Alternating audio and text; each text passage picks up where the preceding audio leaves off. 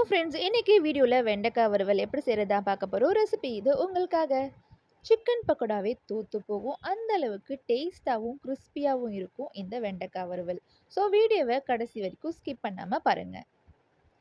100 gram வெண்டைக்காவை நல்லா wash பண்ணிவிட்டு காட்டனில் தொடச்சி எடுத்துக்கோங்க. இந்த மாதிரி நீல வாக்கில் கட் பண்ணிக்கோங்க.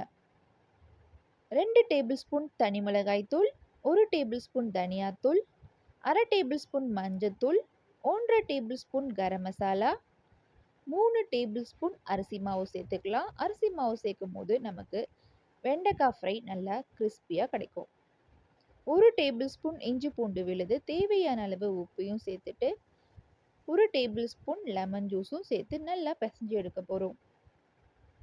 வெண்டைக்காயில் மசாலா ஒட்டுறதுக்கு கொஞ்சம் சிரமமாக இருந்துச்சுன்னா தண்ணி தெளிச்சுக்கோங்க. பாருங்கள், நல்லா செட் ஆகிடுச்சு. இதை ஒரு 10 நிமிஷம் ஊற வச்சு எடுத்துக்கலாம். கடாயில் எண்ணெயை நல்லா சூடு பண்ணிக்கோங்க. நல்லா சூடானதுக்கப்புறம் வெண்டைக்காவை ஒன்று ஒன்றா போட்டு பொரிச்சு எடுக்க போகிறோம். ஸோ அவ்வளோதான், நம்மளுடைய வெண்டைக்காய் ஃப்ரை ரெடி ஆகிடுச்சு.